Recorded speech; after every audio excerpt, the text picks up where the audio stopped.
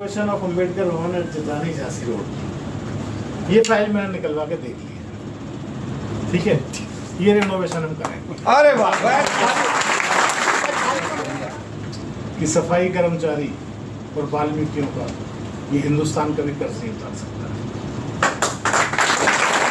और जो SC/ST welfare fund का यूटिलाइजेशन है ना, इसके लिए तो मैं आई हूँ।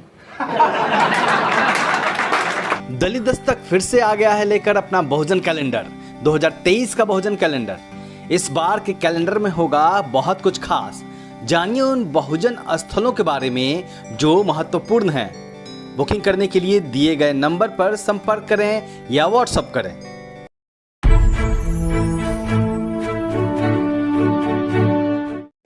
अंबेडकर अभी जिंदा है, जिंदा है, अंबेडकर अभी जिंदा है, जिंदा है। जय भीम, जय भीम, जय भीम, जय भीम। तो करुणा के सागर बाबा साहेब डॉक्टर भीमराव अंबेडकर जी को नमन करते हुए हम आज की बात चालू करते हैं।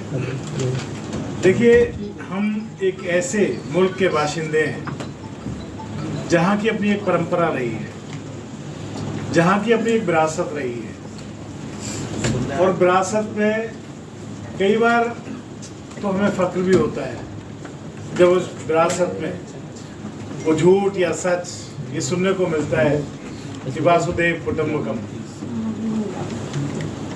छाती चौड़ी हो जाती है सुनकर के, पूरी वसुधा हमारी है, पूरा संसार हमारा परिवार है। लेकिन दूसरी तरफ जब हम देखते हैं कि हजारों साल से कुछ इंसान ठाठ से रहे और कुछ इंसान जानवरों की जिंदगी जीते रहे, शर्म से सर झुक जाता है।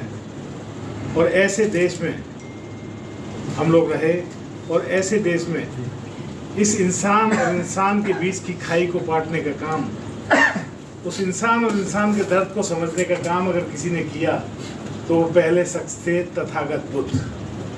तथागत बुद्ध ने पहली बार वो अलग जगाई कि इंसान और इंसान के बीच में फर्क नहीं होना चाहिए। अभी मैंने करुणा के सागर कहा बाबा साहब को, तो करुणा के सागर मैंने क्यों बोला? क्योंकि जब वो बालक सिद्धार्थ गौतम थे तो उनके एक चाचा का लड़का देवदत्त शायद नाम था, वो एक हंस को तीर मार देता है और वो तीर बिलबिलाता हुआ सिद्धार्थ गौतम के सामने गिरता है। वो उस तीर को बड़े प्यार से निकालते हैं, मरहम पट्टी करके उसको सही करते हैं। वो करुणा है, और वो करुणा उन्होंने हंस के प्रति नहीं, तमाम कायनात के इंसानों और सबके प्रति दिखाई। अष्टांगिक मार्ग,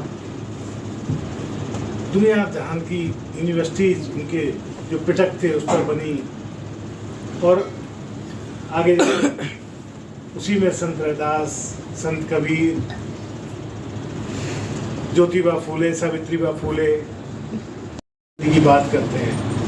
आज हम सरकारी नौकरियों में हैं, आज हम व्यापार में हैं, आज हमारे बच्चे घर पे हैं अकेले और हम यहाँ घूम रहे हैं। ये सब डॉक्टर बाबा साहेब अम्बेडकर की देन है। डॉक्टर बाबा साहेब अम्बेडकर समझते थे कि इंसानों और इंसानों के बीच की एक खाई किसी मशीन से, किसी बंदूक से, किसी तोप से, किसी गोले से नहीं दूर की जा सकती।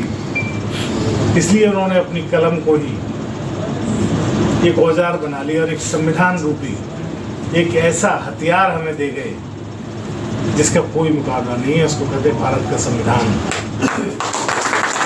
भारत के संविधान की वजह से मेरे जैसा जो बाल मजदूर था बचपन में, 14 साल की उम्र में जो ताला बनाने का काम करता था, वो आज आपके सामने मंत्री के रूप में।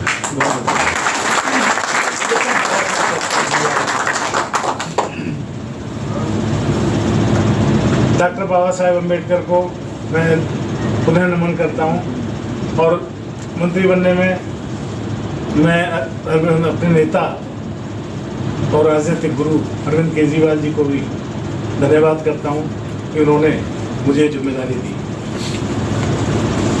बात आती है कि इस सभा ने ये 7 क्वेश्चन पास किए हैं मेरे से पूछने के लिए। एक तो मैं ये बताना चाहूँगा कि जिस दिन मैं मंत्री बना था उसके अगले दिन आचार संहिता लागू हो गई थी, कोड ऑफ कंडक्ट लागू हो गया था।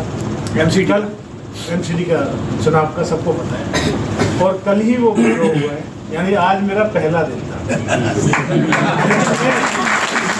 इनमें तो काफ़ी सवालों के जवाब दे सकता हूँ और अपने नेता के बिहाफ पे दे सकता हूँ। मैं ये नहीं कहूँगा कि नहीं, इनके जवाब नहीं दिए जा सकते। पहला सवाल है आपका, कंस्ट्रक्शन ऑफ मान्यवर काशीराम स्मारक इन दिल्ली। देखिए साहब, मैं इस समाज का बच्चा हूँ, इस समाज का भाई हूँ,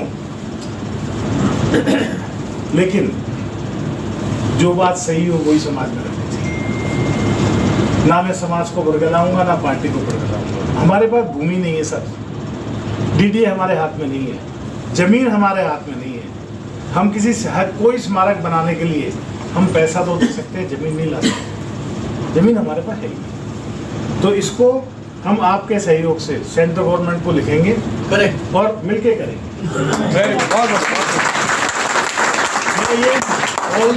it is not my capability कि मैं आपको आंसर दे रहा हूँ सर, आई एम सॉरी, लेकिन मेरा समाज है। अगर आप कोई चीज़ देंगे और मैं बाकी लोगों की तरह इसको ले जाके डस्टबिन में डाल दूंगा तो फिर मेरे होने का औचित्य नहीं रहेगा। बहुत बड़ी बात, बहुत बड़ी बात। दूसरा आपने लिखा formation of state commission for SC/ST in Delhi. Sir, मैं पहला आदमी रहा हूँ जिसने विधानसभा में एक क्वेश्चन उठाया था, राजेंद्रपाल गौतम जब मंत्री थे, कि दिल्ली में एक SC/ST कमीशन होना चाहिए, क्योंकि जब भी कोई एट्रोसिटी होती है तो हमारा आदमी सेंट्रल गवर्नमेंट SC/ST कमीशन में घूमता है और उसको कोई न्याय नहीं मिलता। ये मैं पहला आदमी था जिसने 2 बार ये क्वेश्चन बताया, और मैंने कोड ऑफ कंडक्ट में भी इसकी बात शुरू कर दी, और मैं इसका जो कैबिनेट नोट है वो जल्द से मुख्यमंत्री जी की इसे सामने रख के पास कराएंगे। अरे वेरी गुड, हालांकि उसके बाद भी ये बड़ा लंबा प्रोसेस है। कैबिनेट नोट बनेगा, CM साहब पास करेंगे, फिर LG साहब के पास जाएगा, फिर सेंट्रल गवर्नमेंट में जाएगा, लेकिन काम शुरू हो जाएगा। ठीक, वेरी गुड, बहुत सुंदर, बहुत सुंदर। तीसरा आपने बताया रेनोवेशन ऑफ अम्बेडकर भवन एट जिंदानी झांसी रोड। ये फाइल मैंने निकलवा के देख ली है, ठीक है, ये रेनोवेशन हम करेंगे। अरे वाह,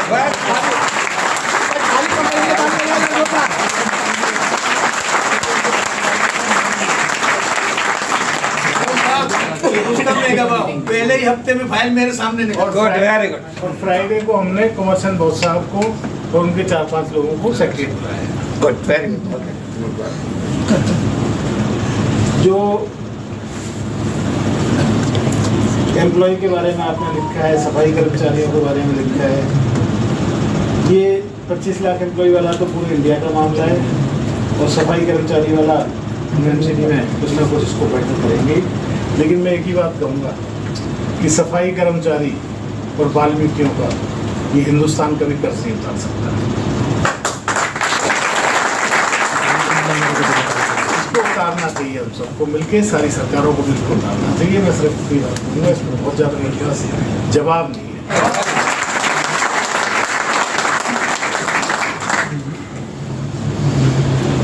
जो राज्यसभा की आपने बात की है, मैं ये बताना चाहता हूँ कि मुख्यमंत्री के दिमाग में ये है, बस इतनी बात कहूँगा। चलिए, ठीक है, वेरी गुड।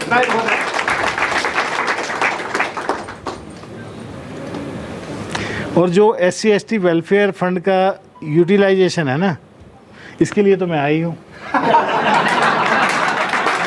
ठीक है, आपके 7 सवाल हो गए, अब आज पहला दिन है, अब 6-8 महीने का टाइम दोगे तो इसको करा जाएगा, ठीक है ना। तो समाज के जो भी मेरे पास आएंगे उन सबको पूरी शिद्दत के साथ करूं, और आप लोग ये समझिए, समाज में कोई नेता नहीं आया, आप सब मंत्री बने, और मेरे रूप में आप देखेंगे कि एक समाज में एक कार्यकर्ता है। बस मैं यही कहूँगा। जय भीम, नमो बुद्धाय।